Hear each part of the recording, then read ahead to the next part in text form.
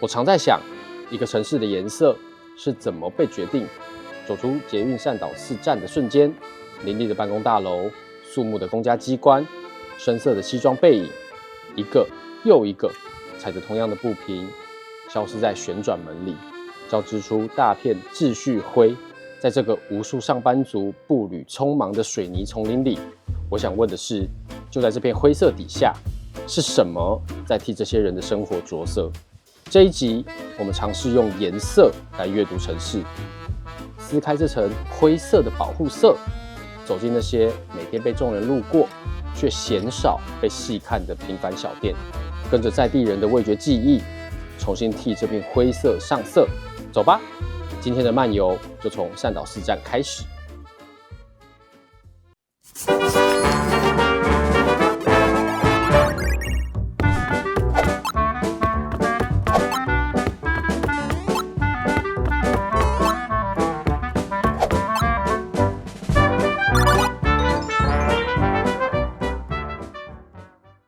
善导寺站位于台北市中正区东侧，在日治时期被叫做华山町，是为纪念台湾第一任总督华山之际而命名。随着时代巨轮滚动，华山依谐音改为华山，然后沿用至今。当时的都市计划在这里盖起了整齐的街道，还有木造日式官舍，黑瓦、绿树。那是属于当年典雅底色。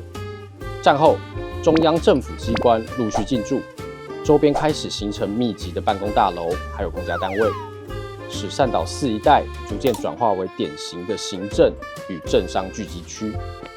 大量通行人口的进出，也让这里在白天呈现出高密度流动的工作节奏。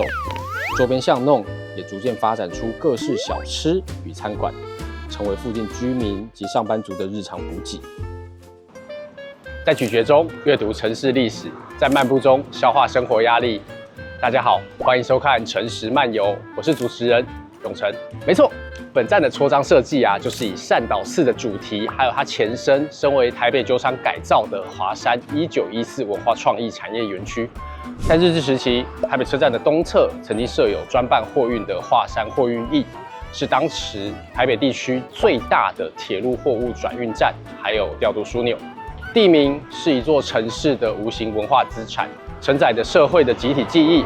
本站有一个特别的副站名，叫做华山，因为在地居民反映善导寺设置因为有纳古塔的关系，所以作为捷运站名可能会有一点点给人观感不佳。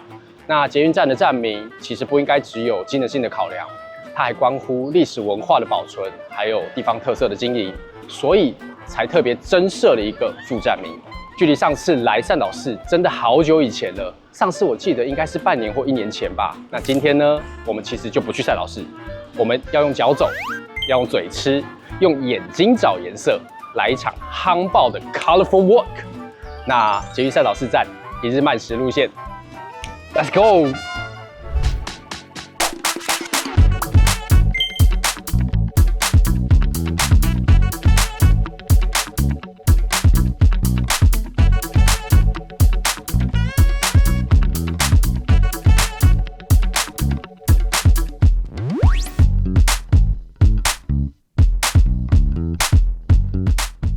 本集的第一站，华山市场。自1980年开业以来，便是一座承载着台北庶民饮食记忆的老市场。在2008年，台北市政府结合捷运善导寺站的地利优势，还有华山艺文特区的文创氛围，进行了全面改造，并且斥资重新规划1楼，引进了创意生活市集。同年10月，正式以传统市场结合创意市集的全新风貌重新开幕。在隔年，进一步把2楼规划成美食百货广场，成功转型成指标性的现代化市场。每天清晨，只要这座城市的办公商圈还在沉睡的时候，这里就已经亮起了第一盏灯，准备为这座匆忙的城市注入第一抹色彩。再次来到华山市场，我有2家口袋名单，是藏在2楼的美食，保证让你们大饱口福。跟着我的步伐，开吃 ，Go！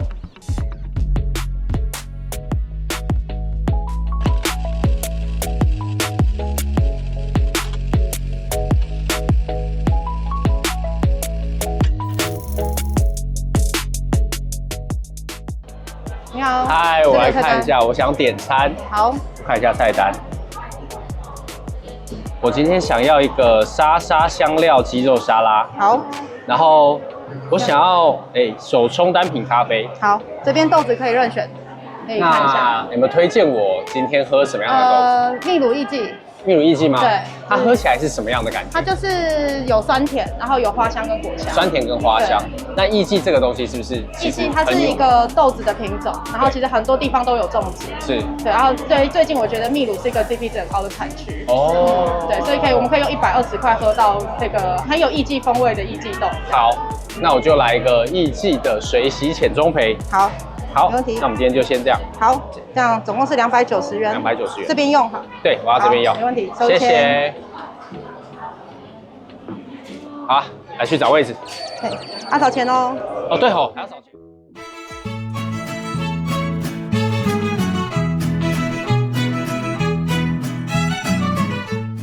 今天的第一餐呢，是我的私藏口袋名单，它叫做丘比莫食所，它在华山市场的2楼。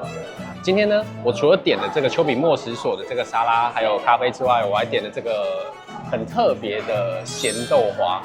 为什么它叫咸豆花？等一下我们介绍。先是这个，因为现在我们大家吃东西的饮食习惯有慢慢去改变，从以前可能会喜欢精致淀粉，后来啊又慢慢变成是喜欢吃原型食物。所以店家就会思考这个部分，想要慢慢迎合大家市场还有饮食的趋势，所以提供了个这样子的东西。这个东西比较类似于地中海，但是大家可能会有一个想法，地中海跟墨西哥不是有点距离吗？怎么把这2个东西凑在一起？它们的核心啊有一个共通的，就是2个东西都是原型食物。其实第一餐哦，我很喜欢吃这种比较清淡的东西，因为这种清淡的东西比较能够开胃，而且对于一整天来说，负担也比较不会这么重。食材直接，营养很均衡，所以比较符合现代人对饮食的期待。在吃东西之前，我们要先来喝一下咖啡。为什么要先喝咖啡？因为大家都会觉得，墨西哥食物不是有一点点辣辣的吗？跟咖啡是搭的吗？其实是哦，是搭的哦。因为咖啡它本身可能会有一些什么酸啊、苦啊，或者是果香啊，什么坚果的味道。在墨西哥料理里面的关键，它可能会有酸跟辣，它可能跟咖啡的酸会有点类似。所以，如果你一口墨西哥的食物跟配一口咖啡的时候，会觉得它的味蕾啊，好像全部都归零了。你每吃一口，慢慢咀嚼，都有新的味道，而且它可以把里面的油感啊带走。所以呢，吃墨西哥料理配咖啡反而不会腻。先试咖啡，这是我刚选的那个秘鲁的艺妓咖啡。它是中浅焙的，味道喝起来是真的有一点点酸，但是我觉得很搭。第一餐开始喝咖啡，对于提升一整天的精神蛮有帮助的。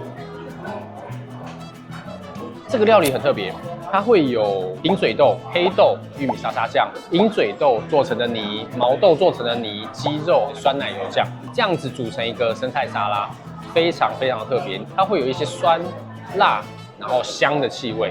刚店家是不是有说有2个招牌的酱？是哪2个？哦，其实是因为我喜欢吃辣啦，所以我特别选了这个招牌墨西哥小辣跟这个绿沙沙酱也小辣，但其实店家还有提供一些不辣的酱，只要来这边都可以依照自己的口味去做选择。我先来加一下招牌墨西哥小辣，上面写小辣必加，都已经说必加了，我还不加爆。再来绿沙沙酱，含香菜哦，不喜欢吃香菜的可能要跳过，但如果喜欢吃香菜的话，加一下，我可以，香菜我 OK。我要先来试这个鹰嘴豆，我觉得在台湾要试鹰嘴豆啊这种豆类会比较难一点点。店家说他们的鹰嘴豆啊都是自己熬制的，它从浸泡到熬制，让它变成很软绵，基本上全部都是自己制作。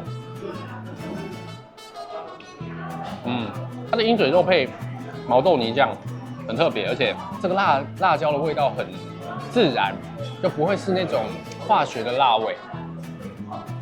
店家自制的这种辣椒干啊、辣椒粉啊，烘过之后，我觉得会些的把辣味降低。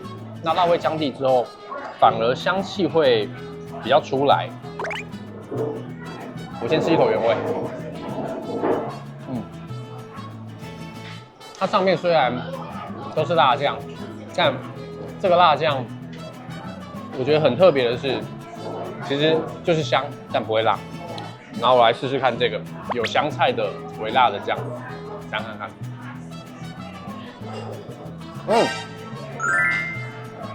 这个是酸爽的，这个酱啊有辣，我觉得是对于喜欢吃辣的人，它很耐吃，不厚重。酸奶油酱，我相信它的酸奶油酱应该是拿来配鸡肉的，我来试试看。它其实吃起来很不厚重，可能是自己调制的关系，所以吃起来蛮舒服的。它上面其实有撒很多的那个 cheese 粉，它这个玉米沙沙酱啊，它是把所有食材都切成丁之后，加柠檬去腌制，所以你会看到有玉米啦，有番茄，很符合我对墨西哥料理的想象。第一餐吃这种原型食物就是这样，会觉得越吃越开胃。吃一吃不一样的食物之后，喝一个咖啡，就可以把嘴巴里面的味蕾归零。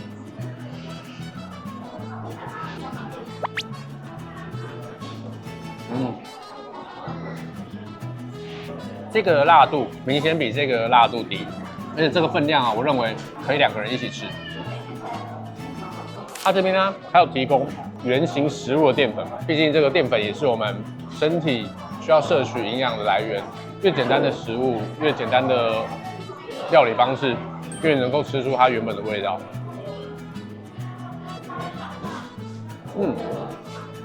我觉得它马铃薯煮得很刚好里面啊不会松软，也不会松散。我这样子一刀切下去，它里面都是很扎实的，味道也都很刚好。配一点沙拉酱，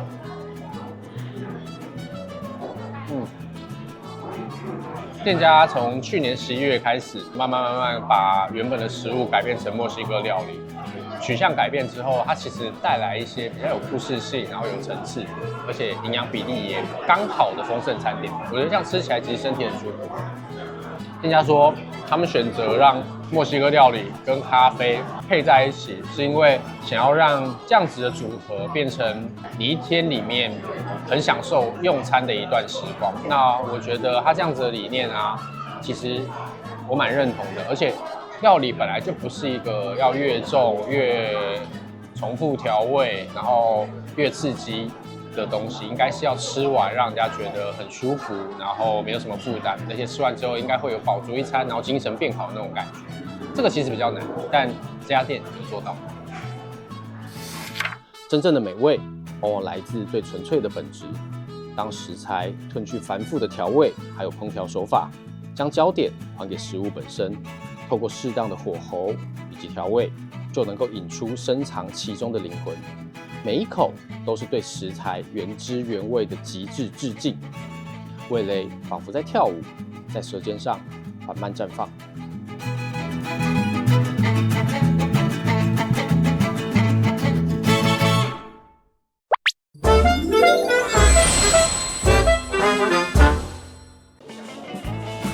嗨，老板好。你好。我今天想要吃豆花，我记得你们有一个东西有得奖，对不对？对，这个是我们这一次在天下第一摊的那个比赛里面有得金赏。哦，所以是麻香香咸豆花，它感觉很特别。对，这是我们原创的，比较浓郁的豆花，所以会有豆香。是。然后用新鲜的时蔬、杏鲍菇、菇类。好特别哦！对，然后我们汤底用柴鱼酱油去调成的汤底哦，然后上面淋上我们的芝麻花生酱哦，也都是你们自己自制的。然后我们又用花椒、对，芝麻跟花生，还有芥花油去做成的芝麻花生酱。OK， 好，那我要一个这个。好，那我要这边用。好，谢谢老板，谢谢。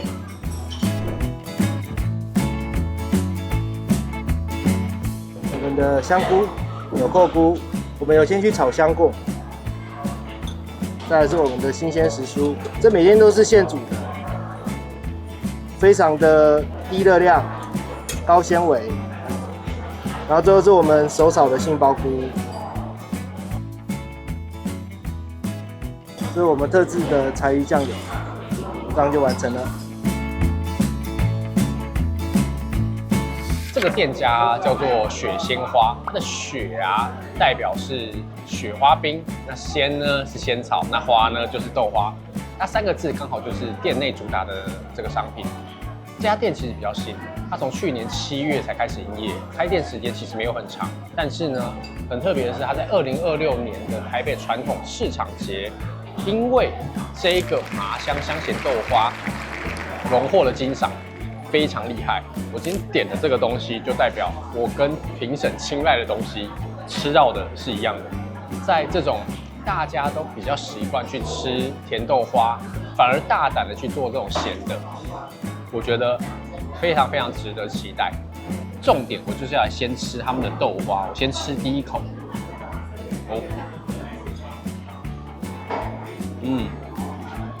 这是我这辈子第一次吃咸豆花，以前就只有吃过咸豆浆而已。原来豆花跟这个柴油高汤组合会这么搭它里面啊，像是这些香菇啦、豆花啦，还有这些其他的配料组合起来，会有一点点那种麻油的香气，慢慢嘴巴里面散开。我来试一下它的汤好了。它的汤真的很明显有那个麻油的油味。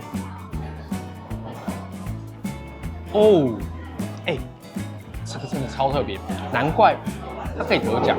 在传统市场的2楼里面，如果有来的话，真的要来试试看。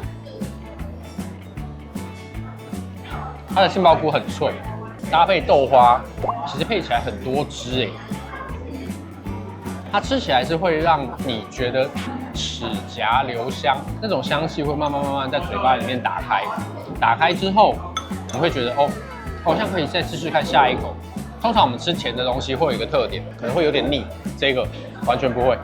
你吃了之后，其实你不太会腻，你会觉得这个虽然说感觉像甜点，你可以一直吃下去。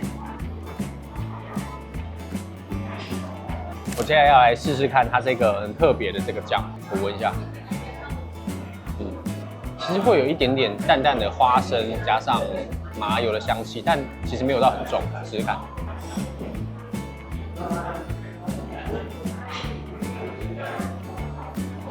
花椒的香气啊，它是慢慢浮出来，它其实不会辣，也不会很浓烈，但它会慢慢在嘴巴里面散开，所以整体吃起来啊，我会觉得偏向轻食感，可以颠覆大部分人对豆花的想象。豆花就不是只有甜点的，它这个酱真的很适合配它这个汤跟豆花，难怪可以得奖。真的很特别，豆花是他们自己做的，它的口感也是很扎实的。吃起来我觉得有一种天然的感觉吧，真的是没有什么太多的加工，食材啊都是天然的，它组合在一起啊，吃起来就会让你觉得很舒服。它店里面不是只有咸豆花啦，还会有一些其他的配料，也会有其他的冰品，比如说红豆、绿豆啦，这些也都是老板自己做的、自己熬煮的。老板是用自己的方式，让这些很简单的食材长出了自己的味道。一碗咸豆花，在这个老市场里站稳了自己的位置。从自炒的秘制酱料到自熬的配料小食，每一个细节背后，都是老板对食物最诚实的态度。它不只是一份市场里的创新轻食，更是这片行色匆匆的行政聚集区里最温润的一抹色彩。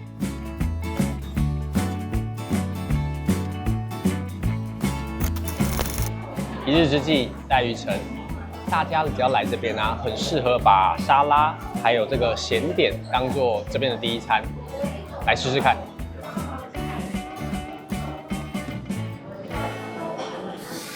我们刚结束了华山市场的行程，然后我有听过一句话，人家说善导寺附近啊是美食沙漠，所以我今天邀请了一个特别来宾，他是在地的美食达人，我要让他来为这句话来做个平反。我们来欢迎特别来宾。Hello， 永成 ，Hello， 各位观众朋友们，大家好，我是郑婷。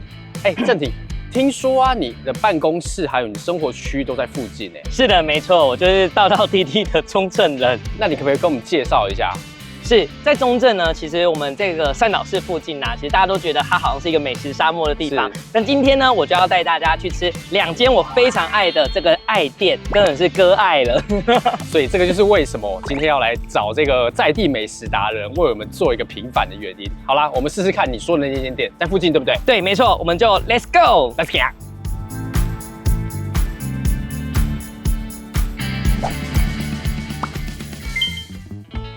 就是这间店对不对？是的，没错。我们今天先来到千平小吃店。为什么你会推荐我这间店？没错，因为它的那个炸排骨，哇，真的是我超级爱的。所以在这边你最推荐就是他们的炸排骨。没错没错，炸排骨。那配菜呢？你会怎么推荐我？我通常都吃茄子，然后高丽菜，对，然后还有它的那个花椰菜。我记得你刚刚好像有说他们的蛋都是一定要煎过才要提供，对不对？他们其实算类似那种菜包能的那种感觉。然后但因为老板娘很可爱，就有一次呢，她说蛋还没好，蛋还没好，我说没关系，我不要蛋，我赶时间，我先吃。她就说不行，一定要蛋好了，我才要给你便当。这个可以说是一间有坚持的便当店。没错，这是为什么你会推荐的？是他们其实也算是老店了啦。其实在这几十年来呢，他们其实那个味道一直都没有改变，而且他们很坚持一定要 CP 感超高。我刚刚看它上面有写一律100元，所以我不管选什么主材，价钱都一样吗？没错，才100块哦。然后我们待会来点点看，然后看它的量有多少。在这种一个小小的路上面，其实这里是绍兴北街啦，这条路上其实很容易错过。而且我刚刚看它外面没有很明显的招牌，是真的是要熟门熟路才知道要来这边呢。真的是要在附近上班才知道来这边呢。所以表示在座的人应该都是非常非常熟悉这个地方。对对对，没错。那它的炸排骨这个部分啊，它都是现炸吗？现炸，一定都是现炸。难怪我们好像需要等一下下，因为其实现在已经过了那个巅峰的用餐时间了，所以就不会预炸，所以就会稍等它一下下。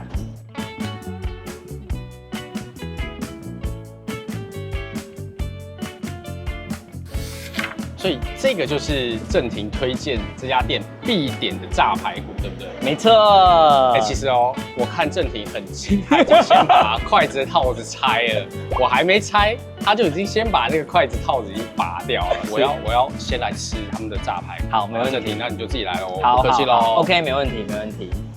它的炸排骨啊，其实真的，来炸排骨 ，QQ 的。炸的这样子软嫩，还晃啊晃的，哇，很不错哦。我刻意挑边边的原因是因为我期待它吃起来很酥，果然非常非常的酥脆。而且它其实非常的 juicy， 其实你咬下去的时候，那个口感是非常的舒服，会不知不觉的就一直吃一直吃。其实它这个肉啊，它其实是古早味的那种做法，薄薄的，然后但是它其实非常的有嚼劲，那个嫩劲的那种感觉是非常够的。其实真的很薄哦，说真的它是薄的哦。那我想问郑婷哦，你第一次来吃这个是什么时候？应该快1年了吧。那时候在对面公司加班到一半的时候，晚上因为你知道这边就是晚上没什么会吃，所以我那时候就想说，一个人加班，你又叫 Uber 又不太容易这样。对，所以我那时候就说，好，那我来下来看看有什么东西吃。然后一下来，刚好就这一间还开着，所以它其实中午晚上都有开。然后我就觉得，它对我来讲是加班的，就是救赎。其实大家会觉得说，就是我们这个善导市附近啊，好像都会觉得好像是一个很商业化、步伐非常快速的地方。那我觉得千品不一样的地方是，其实老板娘非常的温暖。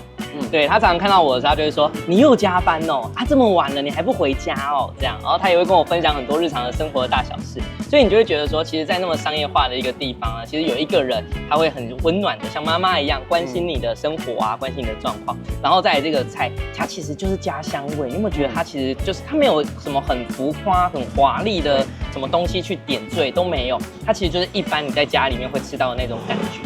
我刚刚趁郑婷一直在讲话的时候，我一直问问题，偷拐他讲话，这样我就可以把他最推荐的蛋把它吃掉，我就直接把那个蛋夹。对，你吃光了。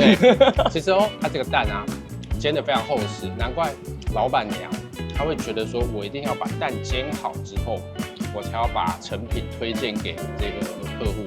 没有招牌的便当店，但是还可以高朋满座。这么多人在非用餐时间来用餐，真的是有它厉害的地方。没错，你有吃他的小菜了吗？还没有，我现在正准备要吃。好，我现在就是要管你多说一点话，我就可以多夹一点。好 ，OK。然后接下来我来试试看正廷说的，他说用黑胡椒炒的茄子，对，我要来试试看。好，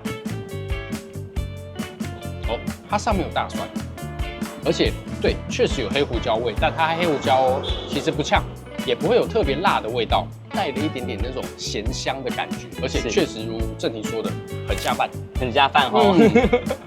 他的饭也其实很香。正廷要不要吃饭？要，我吃一点。您好，我吃一点。其实它的饭呢很香，其实我们有时候吃便当店，我们其实很怕那个饭是很湿的，其实这个就是粒粒分明的，然后你吃下去的时候，你就觉得哦，它很用心在对待这个米饭。我要夹起来给观众看一下，它那个真的是粒粒分明哦。也不是为了老顾客要来特别做，它就是直接从它的饭的那个，它平常的水准就是这样挖出来的，挖出来就是这个样子，你看就粒粒分明。没错。其实我每一次只要有朋友来探班啊，我都一定会带他们来吃这一家。哦哟，对，所以这个就是平反的有道理。这种老店家，它其实提供的不是单纯就只有大家果腹的价值，它还有提供一些日常温暖跟情绪价值。所以，如果各位想要来的话，真的推荐可以试试看这家便当店的炸排骨。其实我觉得大家对于善导寺都会觉得有一种很冷的感觉，就是要么就是速度很快啊，然后或者这边的人好像都是很冰冷的感觉。可是这是讲实在话，这是事实，因为很多都是在这附近的上班族嘛，所以大家都是来来去去的过客一样。可是其实这边呢，非常富含非常多 NGO 或者是人文关怀。其实，在我们后面有非常多 NGO， 华山也在这附近，然后创世也在这附近。其实它就是人文关怀非常重要的一件事情。可是除此之外，我们在吃的这件事情上面，其实它就有非常多的人文关怀的感觉。像这一个，它其实就是像家乡味一样的便当。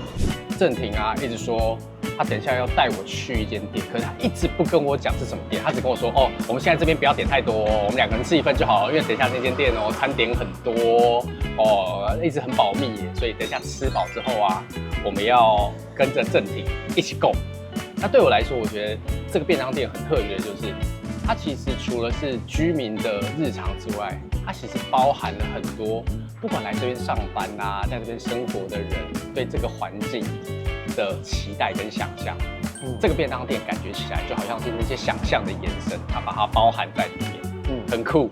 好了，我们赶快去吃。我等一下要看看你带我去的那间店是不是真的如你说的这么厉害。好，这钱真的不错，说真的，比较正日。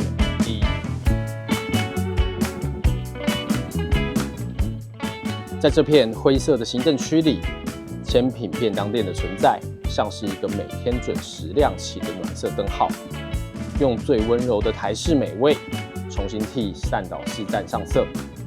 不变的古早味承载了20几年来这片街区最踏实的日常记忆。漫游还没结束，下一站，正廷说这家店让他每周都要报道，到底是什么店啊？广告之后，精彩继续。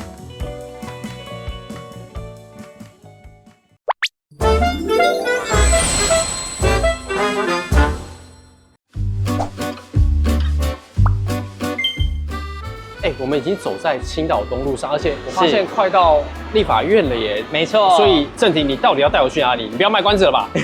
好，其实我们快到了，我们就到了蜜蜂咖啡，所以就是这一家。没错。为什么推荐我要来，一定要来这家店？好，其实呢，我们一开始来的时候呢，是因为我们有一个团队伙伴，他吃素食，然后他吃素的关系，其实这附近没有素食的店家，那我们就发现，蜜蜂咖啡有素食我们就好，那我们来试试看。结果一吃，哇，一试成主顾，真的非常好吃。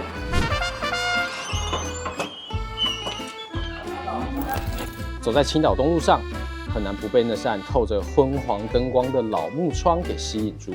相较于完美咖啡厅的精心布置，这间店反而流露出岁月自然堆叠出来的味道。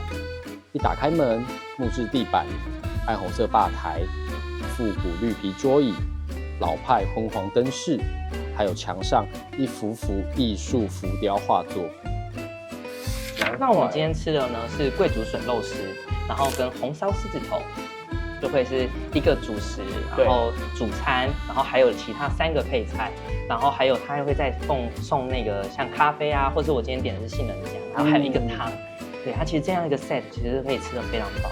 所以这些东西都是你来的时候你会点的，对不对？好，来，我们现在先来吃看看这些正廷推荐的这个。我要来先试这个红烧狮子头，等一下我来试试看这个桂竹笋肉丝。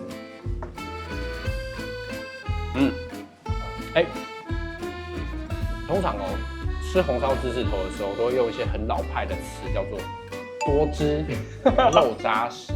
我跟你讲，我现在就要讲这个东西，它真的是多汁肉扎实。对，我很好奇，为什么这个咖啡店会开始卖简餐，尤其是开了这么久的咖啡店？这个问题太难了，但我今天呢，帮你邀请到了一个神秘嘉宾，来帮我们介绍蜜蜂咖啡的历史。让我们掌声欢迎老板娘！想不到正廷今天竟然带着帮手来，没错，老板娘，板娘，你好，请坐。板娘非常有气质。没有。其实我很好奇因为这间店开了这么久啊，大概是多久？1978年，所以到现在还没出生呢应该有48年。48年，真的是所以它是原本就长这个样子？不是，以前是咖啡专门店，然后早期蜜蜂咖啡有20几家。我们是连锁店真的哦。我们的总店规定很严格，要去受训，然后客人进来不能讲欢迎光临，要说请坐，然后规定要说就是我们的口语就不一样，然后杯子不一样，玻璃要很黑很暗的那一种，然后外面会有写一些咖啡啦，蓝山咖啡啦，克里曼加罗啦，然后各式各样咖啡。听老板娘讲咖啡，我觉得我就要一边喝咖啡，这样我才可以把那个情境投入到老板娘的画面。那个年代年轻人不敢进来。为什么？那时候喝咖啡的不普遍，然后那个饭店啦、附近啦、什么连锁咖啡啦、7-Eleven 全部都没有的。那老板娘，我想问是什么样的契机让你决定说我要投身在这个行业里面，而且一做就是40几年？我从那个乡下来，然后来这里打工，然后那刚来的时候不晓得什么叫咖啡，那慢慢觉得这边的客人都不一样。我没有卖餐，喝咖啡，然后来这里聊天啊，下午很多人在这里下棋啊，早上很多大陆就是那个资深的那些立法委员，他们来这里聊天开会聊天。因为其实我这边要补充一下，这边的斜对面就是立法院，就是立法院，对。所以这就是为什么。那我其实刚刚有问正廷一个问题，我觉得很好奇的是，为什么后来从单纯只有咖啡开始变到有简餐？那个是那个1995，感觉那个结婚以后，觉得说想多赚如果只靠咖啡，肯定没办法维持。是。这边要补充一下，你知道老板娘的结婚的对象，就是这间咖啡店的那个客人。对，其实像我们刚才来之前其实有一组客人，他其实在那边坐着，也是4-5个朋友一起在喝咖啡。老板娘就跟我说，这组客人很资深他比我还久，对比我还久。所以其实这边其实陪伴着一代的人，然后他们成长、长大、成家立业。还有很多人在这里相亲的。天哪！我刚刚在老板娘跟正廷不断的在聊天的时候，其实大家可以看到我一直有在偷喝咖啡。其实我有蛮想要听老板娘她来介绍这个咖啡的。我觉得热咖啡是我们的特色。真的吗？所以我今天点冰的可能没有那么道地，对不对？我应该要点热的，因为不好意思，外面天气实在太热。刚刚正廷拐了我走了好长一段路，他都不跟我说要带我去哪里，一直到门口我就觉得正廷我好热，正廷你到底要带我去哪里？他才跟我说好了，你还去喝咖啡啊？我想说你喝个咖啡有需要卖关子卖成这样吗？好，有理。我们今天先谢谢老板娘，谢谢老板娘给我们这么丰富的故事，然后让我们了解这间店的这个历史跟环境。而且我其实有听老板娘说，这个建筑啊，以前其实相对来说是比较严肃的，好像是什么军阀什么的。对。你看像这个杯子，它其实老板娘刚好特别说，这是一个非常有意义的杯子，对不对？它的颜色哦，我看到了，它上面还有写蜜蜂咖啡。对。所以这些杯子全部都是自己做的吗？都自己画的。自己画的，你说像这个碗这样都是自己画的？哎，对，盘子。所以在店里如果摔破多少盘子多少碗，老板娘都会知道哦，她会很清楚。我那个花色怎么少一个？没有，要自己画回来。对，他会想说，我上次画的那个 A 花色怎么奇怪，怎么不见了？是，那杯子们摔破，小心啊。好，那我们谢谢老板娘，谢谢。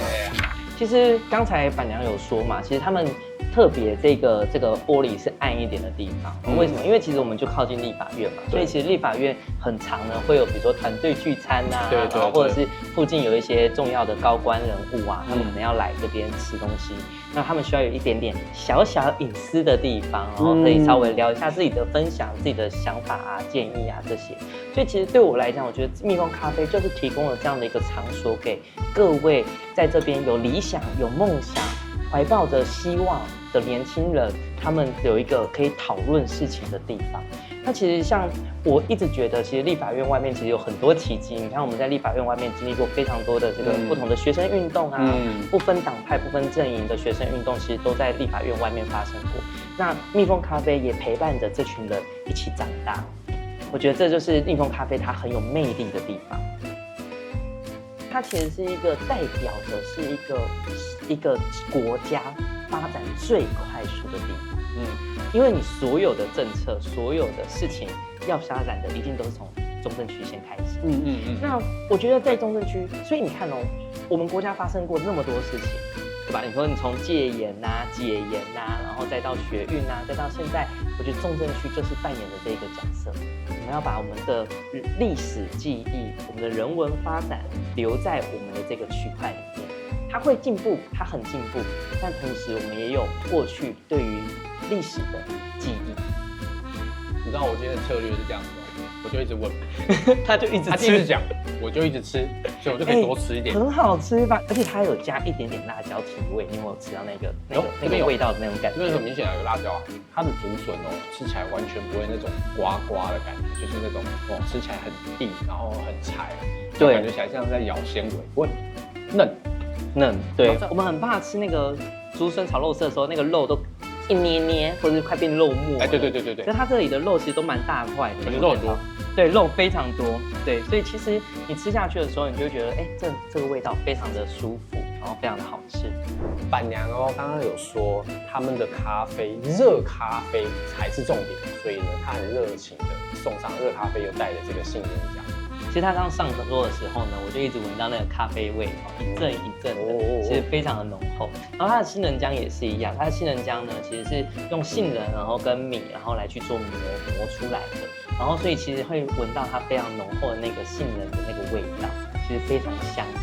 怎么样？喝起来如何？我觉得真的是不错。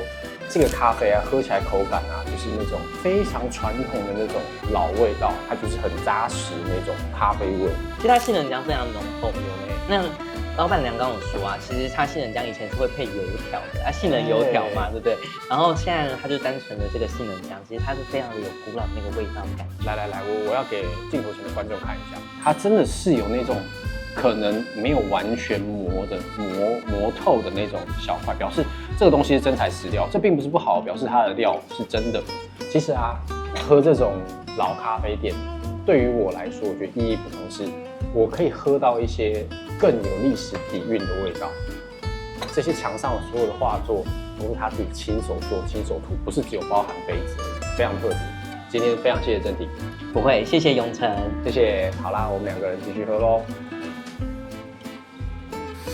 一条街，一间店，蜜蜂咖啡的故事远比一杯咖啡还要深厚。从文人雅士的聚会沙龙，到现代人休闲的聚集地，即便外面的世界走得再快，这里依然保留了老台北的优雅与包容。点上一杯咖啡，入口的不只是香气，更是时代留下来的温度。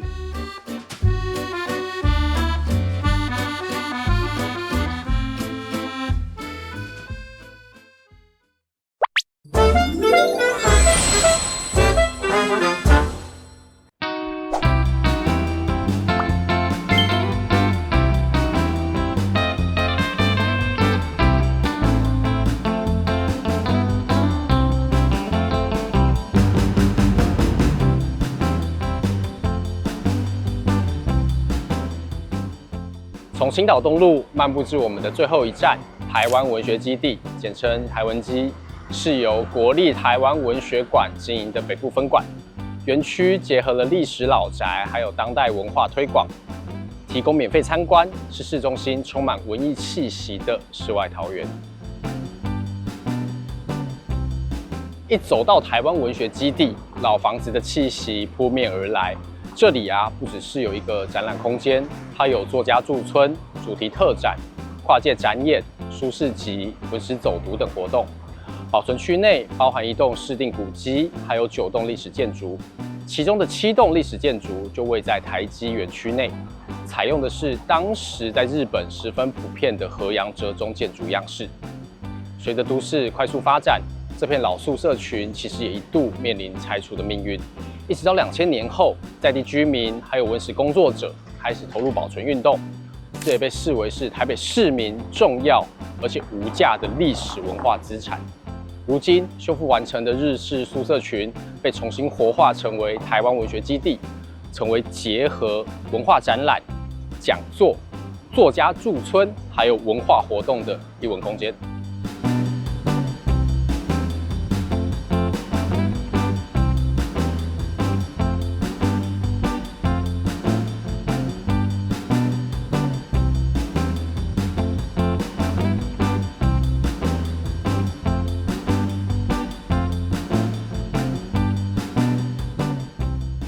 我发现它都会留下很多那个时代特有的建筑，譬如说，这个就是防空洞。然后我看他们的介绍说，这个建筑的样式叫做悸动造，它会把雨水往下倒，然后让风能够吹到房子里面，所以屋子里面可能会觉得比较凉。他们这种特殊的设置啊，还体现在这个把房子的整体去做提高。看这个地方都会有架高，所以看起来的样子就会非常有当时设计的理念。然后那个时候的落水管做起来就是这个样子，然后他们的瓦楞啊重新做了之后铺的都还蛮好的。当然也是因为那个时候的房屋基本上高度都没有那么高，所以大家会看到就是这个屋子感觉起来好像离头顶有一点点近。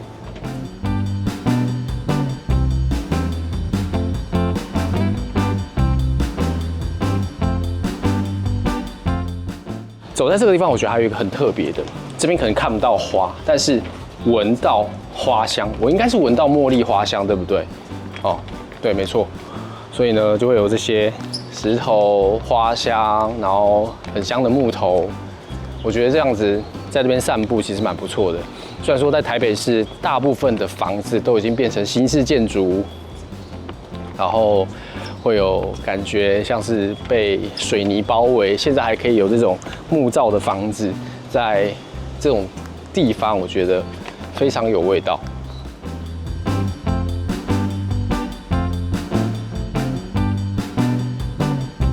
大家可以看到这边会有5棵，有3、4、5，对，没错，会有5棵榕树，然后这榕树长得都超级高的，应该是当时的居民啊，他们发起了一个护树的活动，然后决议要把这个老树留着，不要把它砍掉。所以大家可以看到，现在这样子的环境啊，会有很多那个时候的植物。当然，在这个地方会看到，他们好像把这个地方做了很大幅度的翻新跟保存。我觉得对于来这边逛的人啊，环境会是轻松而且自在，带有一点历史韵味，还不赖。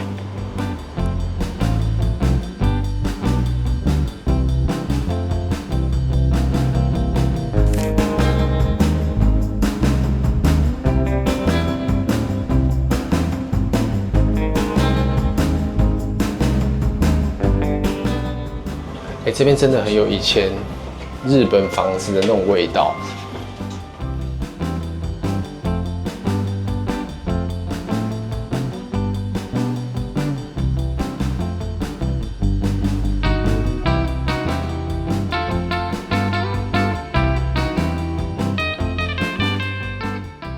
回来了，它的主轴叫做不愿被消失，日式宿舍到文学基地，所以它其实是有一个严格的，跟这个一样。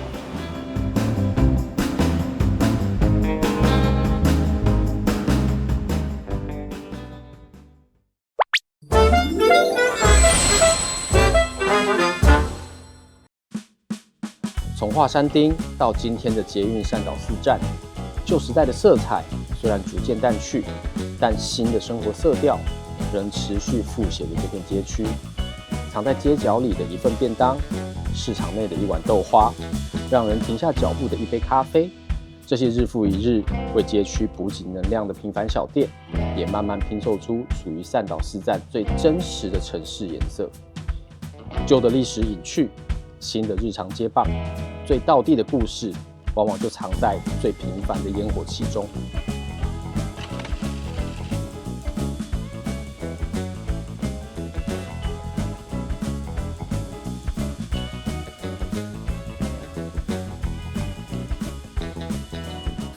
迈开脚步，走入文学日常。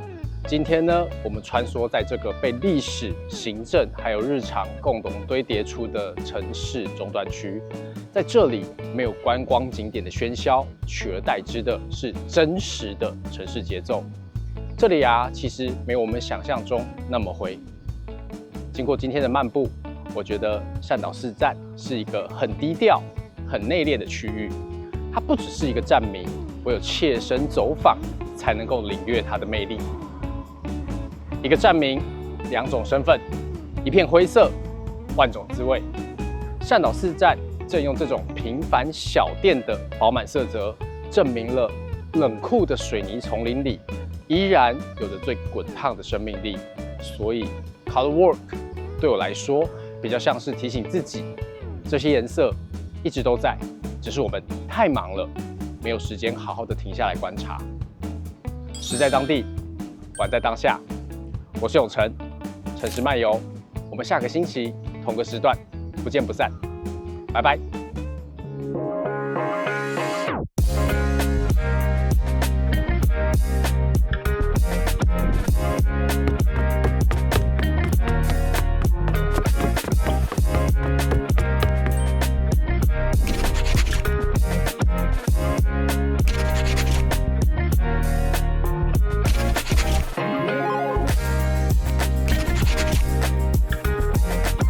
其实我一开始就是真的只是在这边附近上班，我其实也没有那么爱加班。可是我每次上班到一半的时候，我想说，其实我再加一点点班的话，就已经差不多晚餐时间了，我就可以来吃便当。我刚发现啊，我们从这个七岛东路这样走进来啊，很难不被它这个装潢吸引。我认为它的装潢其实带有一点点日式风味。没错，你知道吗？这家店啊，甚至日本哦，他们的出版社是有来采访的，在日本的那个旅游的那个书籍里面是有收录蜜蜂咖啡的哦。我发现这个市场其实里面蛮干净的，虽然说他说是传统市场，但很明显看得出来有改建过的样子。这边还有这种日本料理吗？酷啊！还有很多很有特色的小店，卖花的礼品店、饰品店，还有卖玩具。